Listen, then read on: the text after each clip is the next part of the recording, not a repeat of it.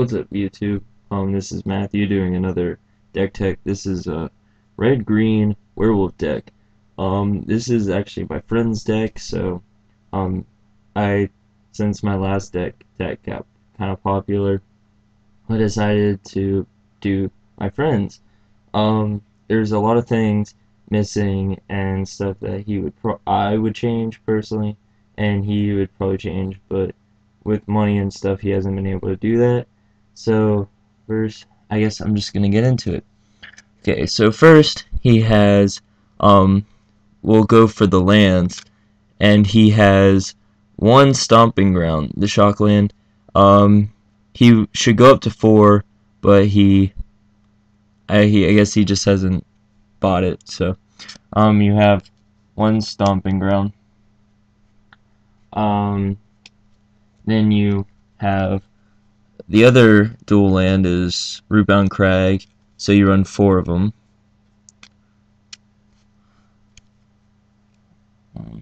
Just put it right here. Next you have Kessig Wolf Run. If I were him, I would actually run 2 of these, but this is his deck, so just have 1. Then for the land base, you also have 6 forests. So you have 6, and then you have a nice little foil one. So if I remember correctly, I gave him that land. So you have 6 of that, and then you have 5 mountain. So you run 5 mountain, and then he runs 1 evolving wilds. I told him to run evolving wilds just in case since he's so low on dual lands, I thought it was a good idea for him to have at least 1 search land. So he has that. So that's it for the lands. And now we're gonna get on to creatures. So first we have 1 Wolfbin Cap. We have 4 Wolfbin Captain. He's a great 1-drop, 1/1, tap 2, gains +2/+2 until end of turn. I really like him. His flip ability, however, he is a 2/2 for 4 mana. He can gain +4/+4 until end of turn. So I really like that. So you run 4 of him. I'm just gonna leave this out of the sleeve. Next you have the Reckless Waif, 1-drop, 1/1. Flip side, it's a 3/2 werewolf. I really like her. You know, just 1-drops is really good in any deck, so I run 3 of her.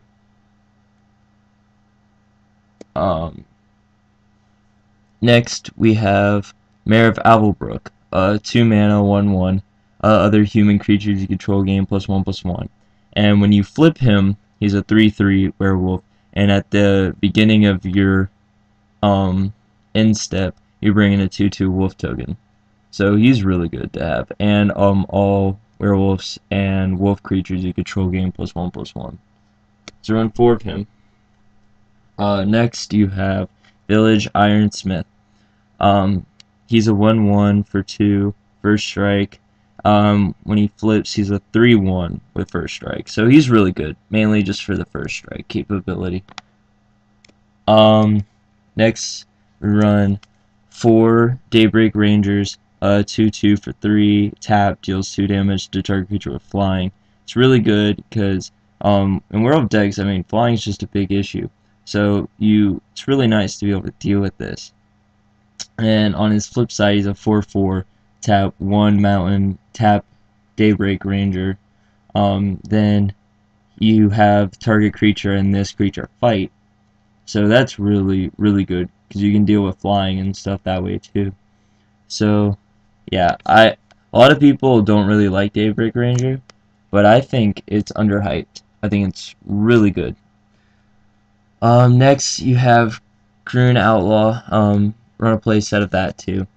3 mana, 2/2 first strike, and then its flip side is a 3/3. But all werewolf creatures you control can only be blocked by 2 or more creatures. So that's really nice because if there's 1 creature, you know, they only have one creature, none of your werewolves can be blocked by them. So that's really nice.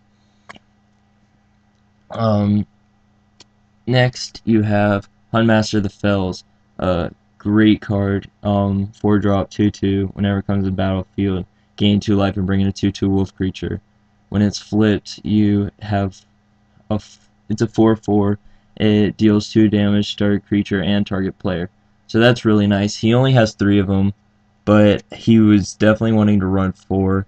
You just it's a lot of money right now. It's like $30 to $35 for a Huntmaster. So maybe when it goes out of standard, it'll drop price, hopefully.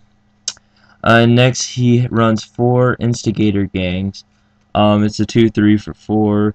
Attack creatures you control, gain +1/+0. And when it's flipped, it's a 5/5. Attack creatures, gain +3/+0.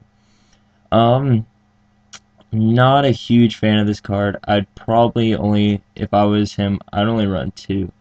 But he runs 4, so, you know, you can only do so much when you help your friends make a deck. And then he runs a Hellrider. 4 mana, 3/3 haste. Whenever creature you control attacks, Hellrider deals 1 damage to defending player. It's a great card. I'm really glad he put it in there. It saved me so many times. It actually allowed me to hit for 40 damage one time. That was really fun in this deck. So, great card to have. So let me just shift these. Next, we have the Planeswalkers. He runs Garlic the Relentless, 4-drop, 3 loyalty. You can either do his 0 ability to do 3 damage to target creature, and then that deals equal to him. And then you could put a 2/2 green wolf creature onto the battlefield. When he has 2 or fewer loyalty counters, you transform him. I'm not gonna show his flip side and stuff right now because that's just too much work. I mean, so you could look it up if you want, but he's pretty good. He's not as good as this guy. And this guy is Garrick the Primal Hunter. He's 5 mana, he's 3, but you +1 and bring in a 3/3 beast token. -3, draw cards equal to greatest power among creatures you control. If you -6 him, his ultimate, bring in a 6/6 green worm creature tokens on the battlefield for each land you control. He's by far, in my opinion, the better Gorok. I really like him just because he brings in big beast tokens, and if you do his ultimate, it's pretty much game over, especially if you have Keswick Wolf Run, which we do. So I would take out the other Garruk and put another one of him in there, but that's just me. Next we go to enchantments and instants. He runs 2 copies of Full Moon Rising, 2 mana, werewolf creatures you control, gain +1/+0 and have trample, and sacrifice to regenerate all werewolf creatures you control. That's actually pretty good. I mean, it gives them trample, and that's really good in a werewolf deck. So, he runs 2 of those. Next he runs Hunger of the Hollow Pack. It's 1 mana, put a 1/1 counter on target creature, but it's got Morbid.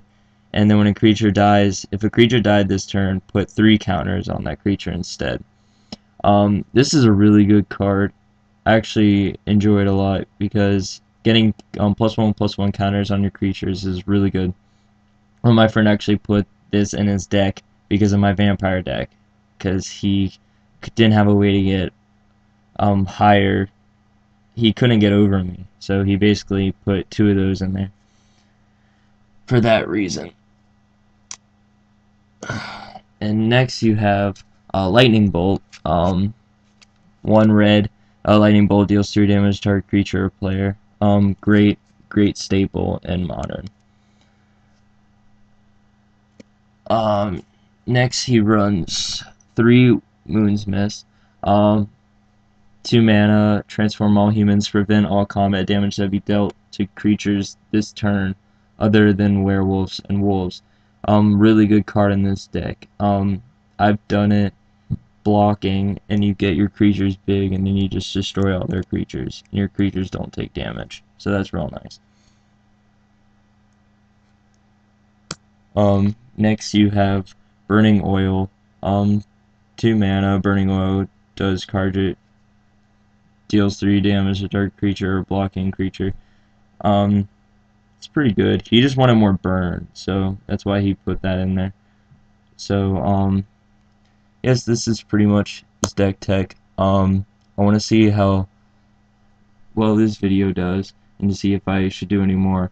I did this video due to a tribute. If this video does well, I'll make another deck tech video. Hopefully it'll be on my Titans deck that I'm building right now. So, I hope you guys have a great day. I hope you enjoyed this deck tech.